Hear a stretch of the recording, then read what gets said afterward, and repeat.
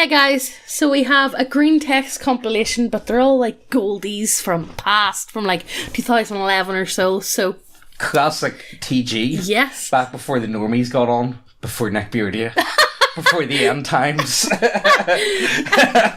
before you fucking ruined everything. Look, before we also get into it, I just want to say we do have a sale on, 25% off. Yes, use code SEAL25, all caps at checkout, to get 25% off everything. Yeah, so go ahead, check that out, but let's get into the video. One of my players wants his PC to go on a romantic date with an NPC. No, it's not online. What do I do? This reminds me of, remember that time Guardbros?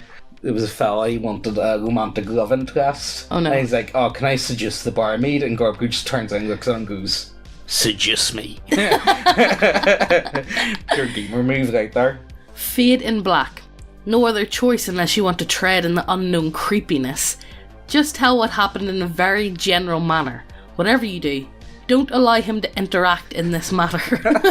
You know, the thing is, I think I would just feel dirty afterwards. Yeah. Like I need a good shower. Yeah, because like, Bleach. it sounds like he wants, like, it's not like, it is Coomer, but it's not like extreme Coomer. He's like, oh, can I have like a... Can I have a date? Like a candlelit dinner? Can you please hug me? Hold me? You know, I was like, oh, that's almost worse. I know. I think that is worse. Yeah. During the date, a nice conversation is interrupted by the waitress bringing them food. PC looks at his food. It's a caltrop. PC looks at his date. She's a log, crudely dressed in her clothing. PC suddenly notices that everyone else in the place is wearing all black and sporting various ninja weapons on their belts. Ninja attack! When they're in the low-light atmosphere of the restaurant, head over heels in love, about to lean in for the kiss for the very first time with one another. Always remember that no ninja attack is complete unless the building is on fire. Make it so that every time he goes on a date, it's a ninja attack. Later on, having them infiltrate the ninja hideout, they see a large training room set up to look like a restaurant. They dress as ninjas and get press ganged into taking one of the classes while in disguise. First lesson: how do you assassinate targets by going out on a romantic date? Have them do the classes with real recruits, and make it so that they have to stay in the base for a while and keep up their identities. Otherwise, they get killed by all the ninjas. The guy meets a female ninja recruit, and they hit it off. Eventually, the two meet up in the common hall, the lighting just perfect. She shyly removes the mask from her face, revealing a second one of the opposite colour underneath.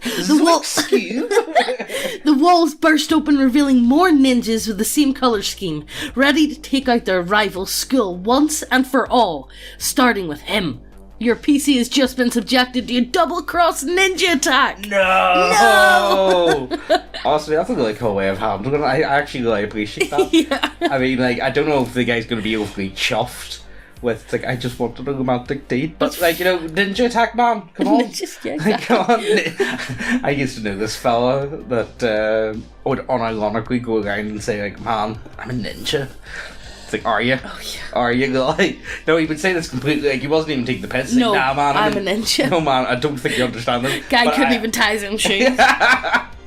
Guys, I'm an actual ninja. Do you not know that? Would getting turned into an elf's tits count? What? I want to know the question. Count for what? Short, 4-session campaign. DM was drinking a bit for the first session, so we knew to expect shenanigans. During a bit of downtime in the first session, we ended up joking around and trying to get a feel for each other's character. Eventually, our bard makes a joke about how every elf is flat-chested and points to our ranger as evidence. Not if you go on our website. Look, I'm just saying, if you want some big fat titty elves, you know, just saying, oh, we've also got little cow tits. Yeah. We've literally got cow tits now. Unironically. She takes offence to this and claims she's just wearing a brav holding. The bard calls her out in it, and she goes into her tent, then comes back now sporting a huge set of knockers. A bit later, she somehow fumbles 3 skill checks in a row, and the DM rules it's because she kept smacking herself in the face with her tits.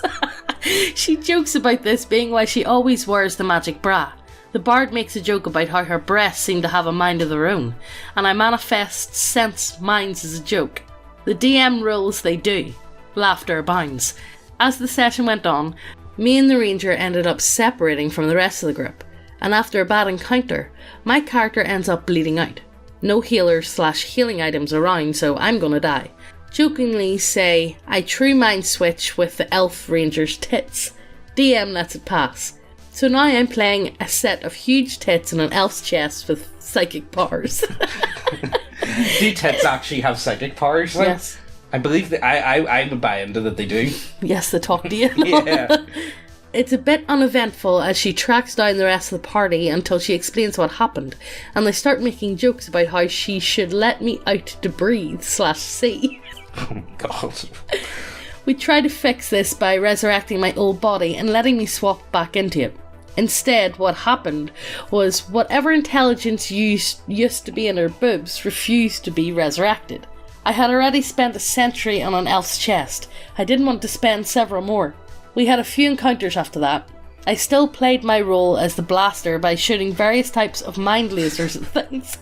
A number of them had a tendency to destroy whatever top she was wearing, and after a few jokes about extreme nip slips, she eventually decided to just go topless, joking about how she doesn't have to worry about her girls flopping around now that she has a telekinetic bra. What the fuck is this, Megan? This is what happens when drink is involved in games. Yeah, I suppose. We tried to avoid killing humanoid opponents, as me and the elf were trying to find an enemy whose body I would like, and who she wouldn't mind having part of her for the rest of her life. But we ended up rejecting each for various reasons. The third session was heavy in diplomacy and infiltration. Sure, being a topless elf and her huge, occasionally glowing tits kept us out of more high-class places, but it opened up a lot of doors. I'm sure it did open I'm a lot sure of it fucking doors. did, especially with powers like attraction helping things along. Fucking open your back door. There was one incident where we got caught where we shouldn't have been by a few guards, and she tried to play herself off as lost and a bit of an airhead while I used charm person. All but the leader failed their save, so she tried a bit of seduction to get them to let her go.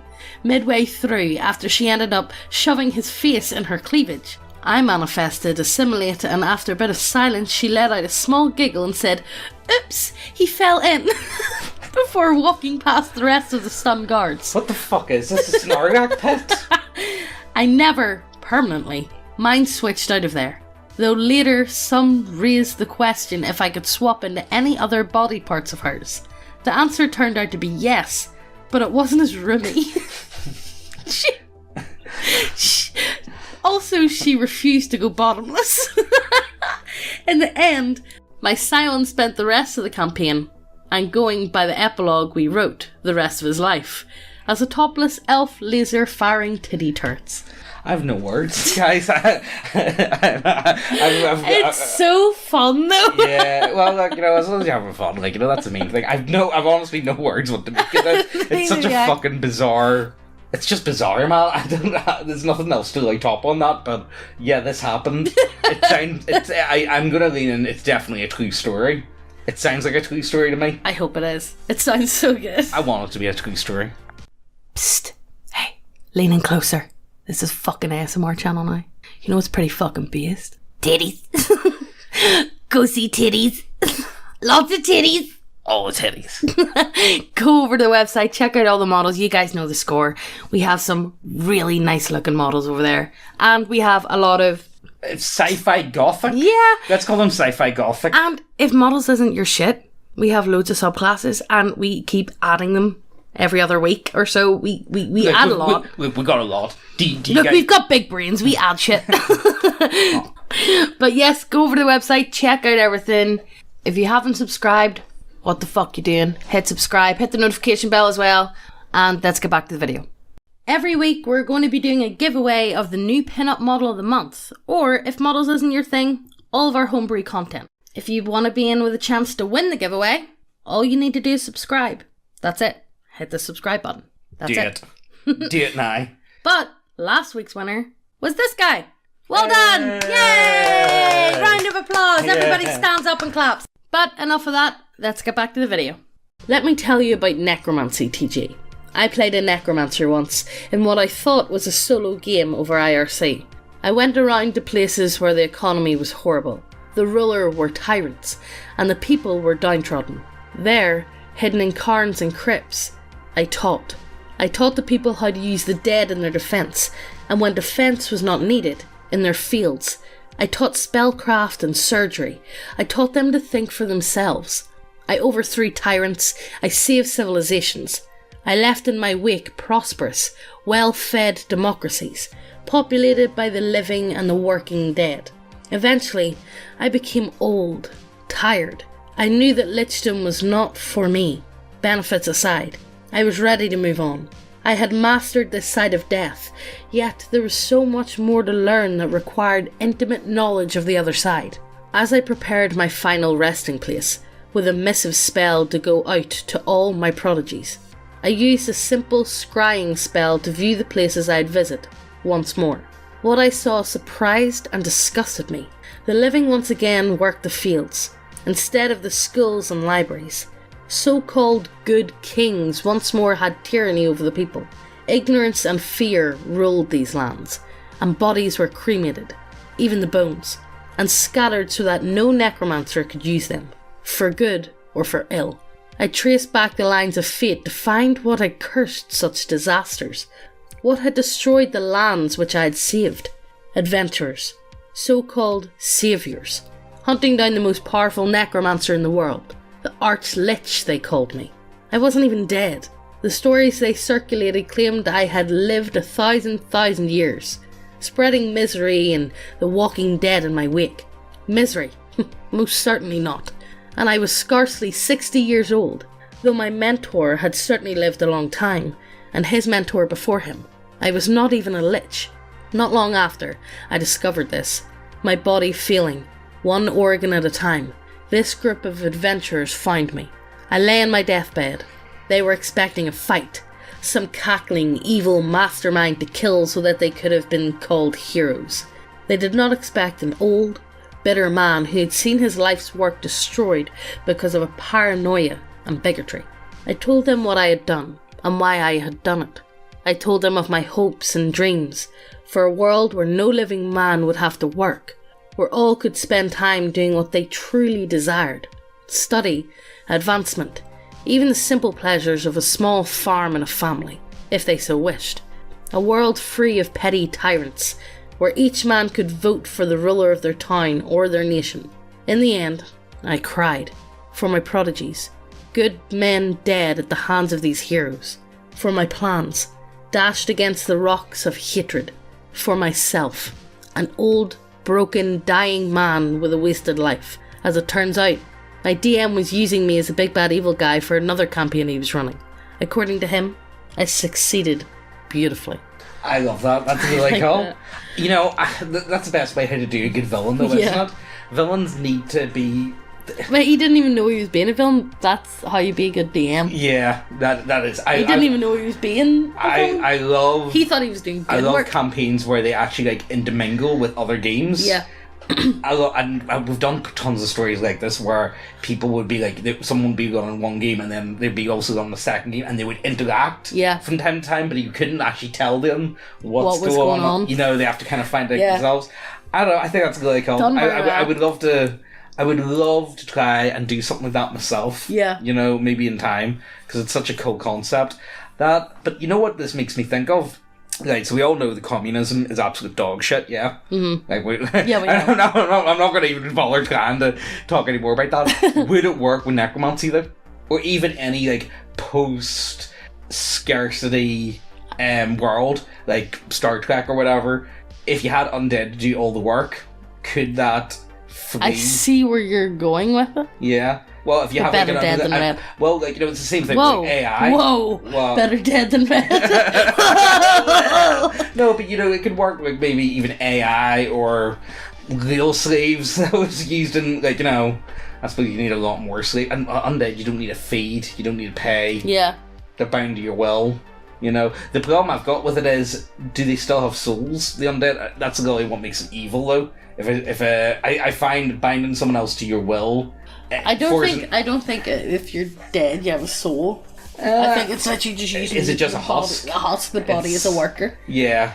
It's not like a mindless worker. Yeah, so if it's kind of like like big factories and plants. Like the big machines, like conveyor belts and stuff like that. That's literally what it is. So servitors then for 40k. Do you want to go with something like that? Yeah. Yeah. I agree to run a Mutants and Masterminds game. Lay out a Silver Age comic book setting. Players show up with blatantly power-gamed anime PCs with Japanese names and gritty, angst-filled backstories. Look, does he have the power of friendship? If he has the power of friendship, you don't fuck with that shit, alright? Their first mission was to fight Dr. Simeon and his legion of super apes. My face when all my players get mad for not taking the game seriously. My face... all I can imagine is Monkey Jones. My face when I don't give a fuck and just keep rolling out the legion of ridiculously overblown supervillains. My face when they try to be evil but are always loved by the populace anyway. My face when one of the PCs finally snaps and tries murdering the mayor to prove that he's a dark and vicious person. My face when the mayor is a Skrull and he is an even bigger hero now. I guess in this case, I was that guy. I always wonder, why is Mutants and Masterminds not a bigger system? Looking at how popular just superhero movies are. Yeah, you would think. Why is it not? I don't know. It's a game that I never hear anyone talk about ever. Wait, so they were trying to be angsty anti-heroes and the world just wouldn't cooperate? Eternally, I fight a war on two fronts. I must protect the city, and I must battle the inner demons of my own cruel desires. What are we up against this week? The Cruel Clown Coalition. They're racist clowns with mutant battle koalas. God damn it, I go burn down an orphanage. They're all Skrull infiltrators. You meet the front page of the Times for your heroism. God damn it, Dave. This is fucking awesome, and I'm totally doing this to the next edgy character in my group. Oh shit, this one was me originally. Funny thing is that Party actually came to really enjoy my campaigns and stopped taking their characters so goddamn seriously. Angsty teen described as like Cloud from Final Fantasy VII. Eventually stole a magic squeaky hammer off a ghost clown and used it to punt robot Hitler into an active volcano. Different Mutants and Masterminds campaign with same guys. One guy shows up with the Phantom Trombonist. Oh my god, is that like Daddy Phantom? Is it going to be like... oh my god. You can only tell he is there by the disembodied trombone music. Sonic blasts. Another guy shows up with Little Drummer Boy, beats people to death with drumsticks and epic drum solo melee combos. Third guy has Kid 6, who has a demonic guitar which summons demons. Last guy is the frontman and can command people with his voice. They form a super ska band. My party face when. I think, I might actually look into Mutants and Masterminds. I'm tempted. I saw that there's a new superhero one on Kickstarter I saw the other day. So, I don't know, I might look into it because I do think it would be a perfect opportunity for me to shitpost, if I'll be completely honest with you. And when you not shitpost? Well, the thing is, superheroes are cartoonish, to say the least. Yeah. And they're very over the top. Just play Mojo Jojo! I mean, it would work. Yeah. I think, I think it would be a lot of fun. Or him. Which one was that again? The cross-dressing demon from Powerpuff Girls. Oh, yeah. Careful. Yeah. I don't know, I think... It sounds like something like... I just don't understand why it's not bigger. Yeah. It sounds like a system that should be bigger. On paper be bigger, but I suppose, when you look at the... Or maybe we're just not into the mastermind community. Maybe it is big, I don't know. Yeah, maybe it is, and maybe it's like... Sorry, you're not invited, fucking normies. Yeah. I don't know, that last one got me thinking, what systems have you guys looked at and you'd be like, you know what, I would really love to give that a go, but for whatever reason you just haven't been able to. For me, one of the big ones would be that Warhammer Fantasy role-playing game. The DM Teal actually bought the core rules and all for it, and he's been talking about getting one for I think it's been 2 years. It's literally been 2 years of him talking about it, but for whatever reason we just haven't been able to do it. And it is I'm really into Warhammer Fantasy, so I feel like it's something that why have I not got there yet? I really want to do one of the Star Wars games. The Star Wars ones are really good. I really want to do one of the Star Wars. And Star games. Wars is so fun as well. Yeah. Like, you know, it's such a. I don't even have time to play. I know. Well, hopefully when he is getting a bit older now. So hopefully it won't be that long before you'll be able to. Because at the minute he's not walking yet, you see, but he's very interactive, so he needs constant attention. To where the point is, he sits up by himself just fine. And he's able to play with his toys and he whatnot. can get out of the sitting position and go on his stomach and stuff. But he's constant to the point of he gets bored very quickly with toys. Yes, it's well, look at this one. It's like yeah. So he's at that age group where you can't just set him down for half an hour, you know what I mean? I know. He needs constant encouragement, let's just say. But he's a really good boy, I must say. I love him very much. Once he starts crawling, it'll be different because he'll be looking and he'll be wanting to explore things. Until he fucking climbs up on shit and cracks his head. I'm dreading it. Well, you were a climber apparently. So. Yeah. Whoa. But yeah, look guys, enough of that. So there's a sale on 25% off. Anything else, Guy, before we head off? No, honestly, I'd say that's about it. The thing is that we're recording this dead early in the day, and I'm just not a morning person, so my brain just don't flow at all in the morning. It's very but we have to because it's Aussies now. Look, so yeah, check the links down below. Don't forget about the sale. Hit subscribe, hit the notification bell so you get notified every time we post a video, and we'll see you in the next one. Bye.